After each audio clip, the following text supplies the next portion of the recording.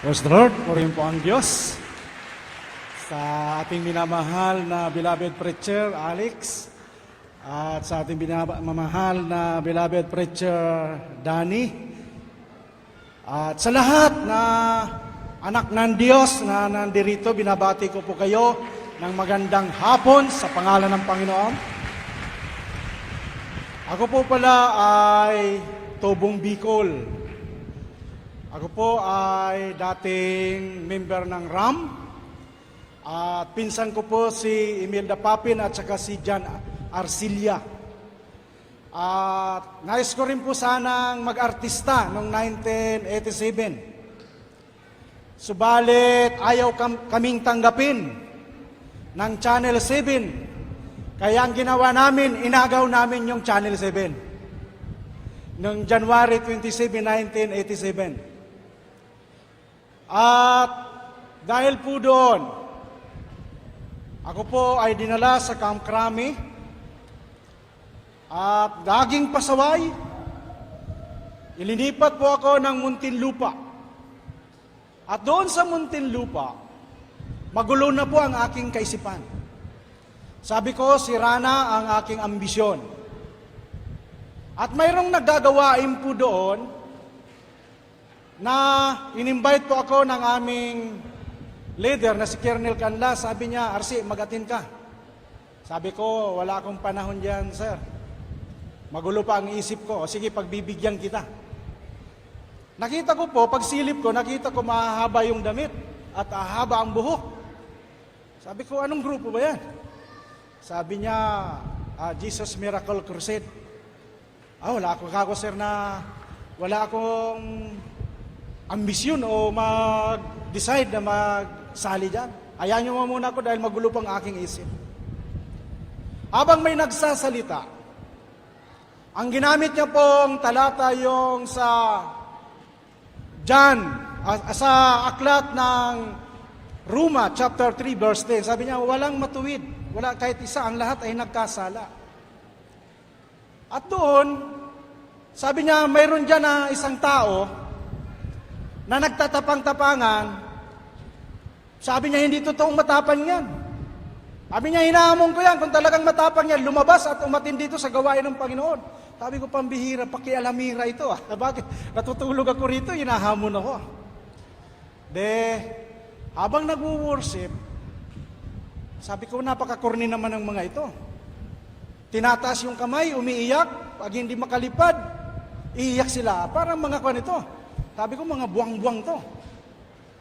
Pagkatapos, makalipas naman ng isang linggo, sabi sa akin ni Colonel Canlas, Arsi, attend ka ng gawain.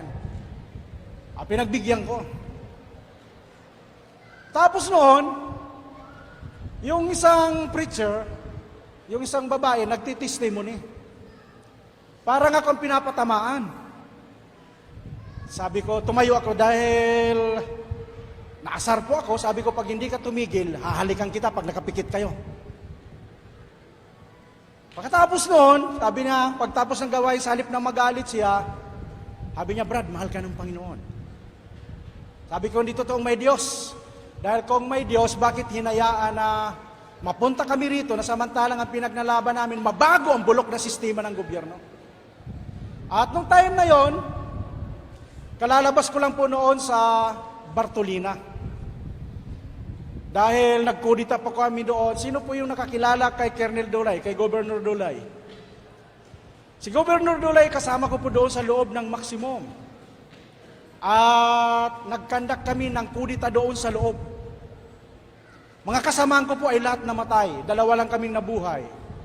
At ako po ay nabartolina na may kadina at may bulang aking paa. Ako po ay inkomunikado nung time na yon.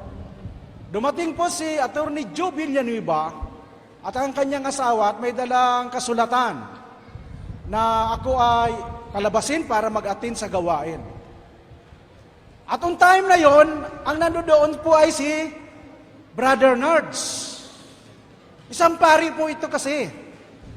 Bago ko po ituloy yung patutuo ko, ako po ay noong 1984, nag-renegade soldier na po ako.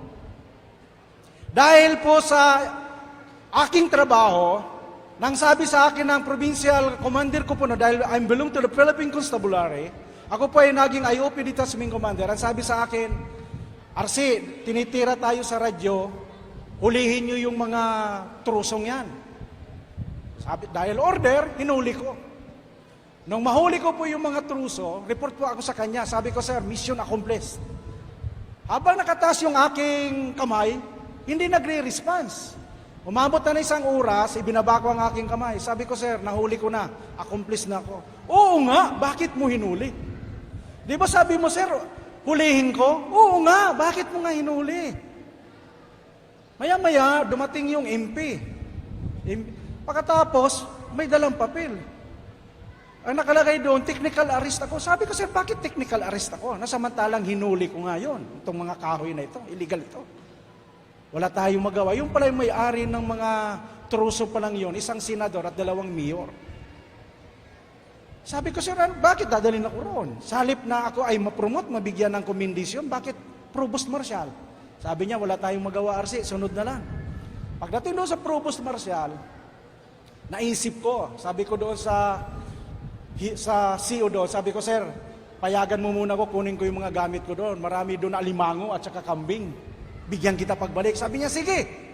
O yung pagdating ko doon, pinulong ko yung 3 detachment. Sabi ko, sino ang sasama sa akin? Dahil sa halip na tayo bigyan ng commendation at i-promote, ako ngayon ay naka-technical arrest. Ang sabi na kaming lahat, o kaya nung magtaasan sila ng kamay, nung 1984, dinala ko yung lahat ng tao ko na mundo kami. At yung time na yon, yung kapatid ko po ay Colonel sa NISA, nag-order po na, get my brother dead or alive. Sa madaling salita, wala na akong mapuntahan. Naisip ko po noon na mag-surrender. Dahil si Brother Nards, pari po ito dati. At saka yung sikat na isang mamamahayag doon. Nung makontak namin, pumunta sila. Sabi ko, hanapin mo yung pari na naghihimala. Dahil ang ginawa nito, dahil doon sa Naga, may tinatawag na Nuestra Señora de Piña, Francia. Binutasan nila yung ulo ng yung ribulto. At yung dugo ng baboy ata yun, o manok, ilinagay nila sa rape, ilinagay doon at linagyan yung mata ng ribulto ng yung host ng suwiro. Di tumutulo. Sabi niya, tingnan nyo, ang Diyos natin ay nagluluha na ng dugo. Yung pala, imbento lang nila. Kaya on that time na yon, nung gabi, nagkainuman kami. Pagkatapos, di ko man nakalain na si Brother Nards, isang pare, ay bakla! Bakla pala! Sabi ko, kaya nagalit ako. Sabi ko, mula ngayon, hindi na ako magsisimba dyan sa Katoliko dahil ang mga pari pala ay bakla! Kaya nung mangyari yon, nung magkita kami nung 84, ay nung 92, 94 ata po yun, nung na-invite siya, sabi ko, ito yung pare na sinurinderan ko. Born again na. Wala kaming time na makapag-usap dahil may mga escort nga po ako dahil bago lang sa Codita kami noon. Napakaganda yung mensahe na. Sabi ko na born again yung isang pare. Pagkatapos po noon, sabi sa akin, nung taga Jesus Miracle Crusade, nag-preach siya uli, sabi niya, wala naman masama. Ang ginamit niya po ang talata yung sa John 1:12. Ngunit ang lahat na tumanggap at nanalig sa Kanya ay pinagkalooban niya ng karapatan maging anak ng Diyos. Kaya ang time na yon, at ang ginamit niya pang talata, sabi niya, kahit anuman ang ginawa mong kasalanan, pag tinanggap mo si Kristo, magkakaroon ka ng bagong buhay kay Kristo. Ang ginamit niya naman pong talata, yung sa Romans 6:23, sapagkat ang kabayaran ng kasalanan ay kamatayan, datapwat ang kaloob ng Diyos ay buhay na walang hanggan. At dahil po doon, nagkaroon po ako ng desire na maglingkod sa Panginoon. At salamat sa Diyos, in short po, napakabuti po ng Panginoon. Dahil po, Ako po ay nasintinsyahan. Nakasuhan po ako ng multiple murder with multiple frustrated murder and attempted murder. Sa pananaw pang tao, wala na, hindi na ako lalaya. Ang sentensya ka po ay triple life at 136 years. Pero salamat sa Panginoon, tunay na walang imposible sa Diyos. Amen? 1984, dapat amnesty na kami. Laya na. Subalit ako po ay may isang special mission na ibinigay sa akin. Ako po ay nanatili sa Muntinlupa para hanapin kung saan yung Cebu Laboratory ng Muntinlupa. Salamat sa Diyos. Dahil mission accomplished, ako po ay pinalaya ng Panginoon. Salamat sa Panginoon.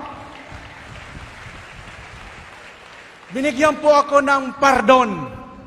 Amen. Kami po ni na Danny Lim, noong 2010, sama-sama po kaming lumaya. Salamat sa Diyos, dahil tunay ang Diyos. Amen. At pinangako ko, sabi ko, paglabas ko, hahanapin ko si Brother Nards Brose. Alam nyo, sa paglabas ko, how many years? Mula ng 2010, 7 taon bago ko po siya natagpuan. Pero mahigit 30 years bago kami nagkitang muli. Pero pinangako ko, sabi ko yung taong yon na ginamit ng Diyos para makakilala ko, hahanapin ko.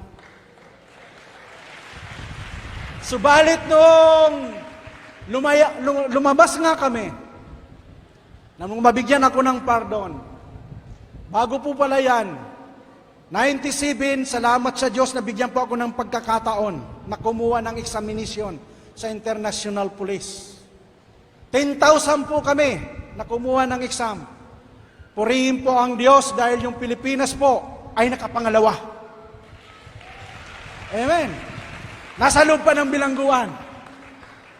Salamat sa Diyos dahil ang iyong abang lingkod, naging commission officer, hindi po sa lokal, kundi sa international. Amen! Ganon kadakilang Diyos. At sa ngayon, ang katayuan ko po na kabilang pa ako sa International Security Advisor. At diplomat din po ako ng 6 na bansa. At member din po ako ng ICC. Ito yung International Criminal Court, yung naging napasama dito si Miriam Defensor. Hindi ko akalain ako, hindi naman po ako abogado. Pero salamat sa Diyos dahil nabigyan ng pagkakataon ng isang Pilipino ay mapabilang sa International Criminal Court. Amen. Salamat sa Diyos dahil sa 7 taon na paghahanap ko, kasi nung lumabas ako, bawat tanungin kong mga pastor, kilala nyo ba si Brother Nards? Ay, oo, kilala namin. Nasaan siya? Ay, patay na siguro, hindi namin alam kung nasaan siya eh. Pero salamat sa Panginoon, talagang ang Diyos ay gumagawa ng daan. Yung kilala ko pong bishop, na si Bishop Suligon, sabi niya, nakilala ko, nagdalo kami ng gawain doon sa Jesus Miracle Crusade, sa Murato. Nakilala ko yung pare na sinasabi mo, na si Brother Nards Bruse. Talaga, sabi ko, matagal ko na siyang hinahanap. Ibigay mo kako sa akin yung number. Nung binigay sa akin, tinawagan ko kaagad. Sabi ko, do you remember me? Sabi niya, oo naman. Sabi niya, oh, ano matagal na kita hinahanap? Sabi niya, pumunta ka dito sa Pangasinan. Sabi ko, saan yan? Sa Rosales. Ay, tika mo na, napakasulok na yan. Pero sabi ko, pinangako ko, na paglabas ko rito, ano man ang aking kalagayan, ano man ang aking tungkulin, hahanapin kita. Kaya pumunta po ako doon at nandoon nga si Brother Alex, may gawain po doon. Amen? Salamat sa Diyos. Dahil si Brother Nards, siya po yung ginamit ng Panginoon upang ako po ay makakilala sa Diyos. Amen. At ang pinagmulan ko ay naghasik sa akin ng salita ng Panginoon, ang Jesus Miracle Crusade. Amen. Although ako po, mga kapatid ko kay Kristo, sinabi ko nga kay Brother Nards, kasi po ako ay nag-aral ng Bible School. Tapos po nag-masteral po ako sa Bible School. At nagkaroon po ako ng thesis na the equality of the divine Trinity. Pero sabi ko ngayon, hindi pala yun ang tunay. Amen, nagkwentuhan kami. Ang tunay palang Diyos ay isa lang, ang Diyos na buhay. Ako po yung author niyan. The equality of the divine Trinity. At salamat sa Panginoon, ako po ngayon ay kararating ko lang, kahapon. Oo, kahapon. Dahil napakabuti ng Diyos, dahil si beloved preacher Danny Contiros, ay salamat sa Panginoon dahil napakabuti ng Diyos. Alam nyo, kararating ko lang dahil may tumawag sa akin sa Mindanao. Sabi niya, Sir, may huminging tulong dito na may mga rebelde, yung MPE, isang commander at saka isang team leader ay gustong sumuko.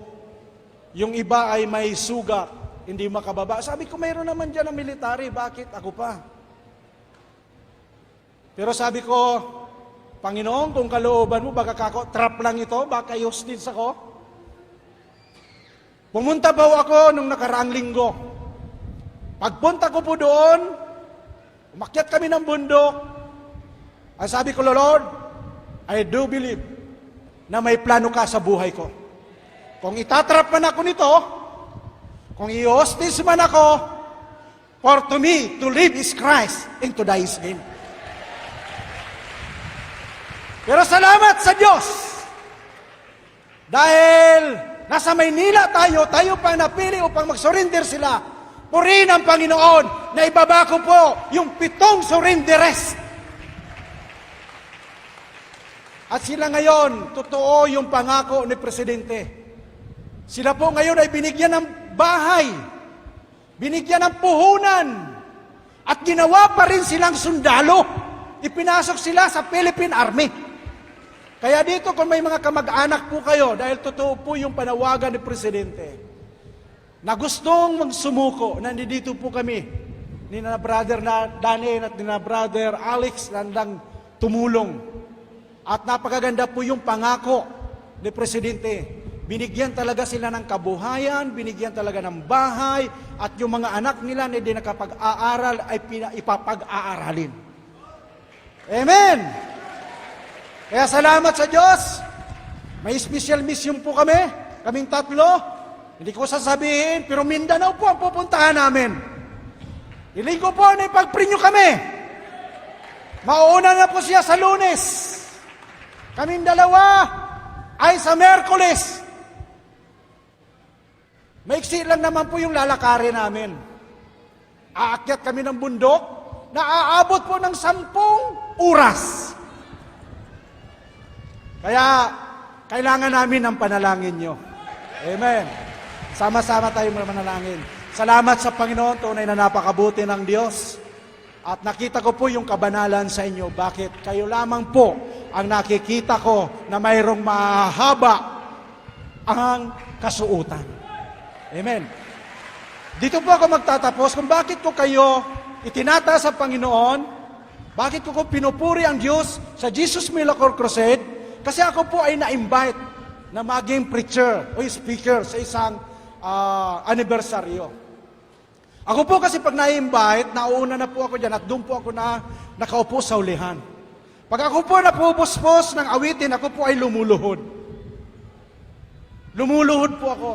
At habang pong nakaluhod ako, meron din palang nakaluhod. Subalit, purihin ng Panginoon. Pag dilat kong ganyan, may nakaminiskirt, nakita ko iba. Sabi ko, purihin ng Panginoon. Hallelujah. Kaya salamat sa Diyos dahil yung kausuutan nyo ay mahaba. Kahit tumuwad kayo rito, nandiyan pa rin ang kabanalan. Amen? I challenge you all, kabataan. Huwag nyo nang antayin na mapunta pa ng kulungan. Huwag nyo nang puntahin na kung saan pa kayo mapunta. This is the day na tanggapin nyo si Kristo bilang Panginoon at sariling tagapagligtas. Sa Diyos po ang kapurihan.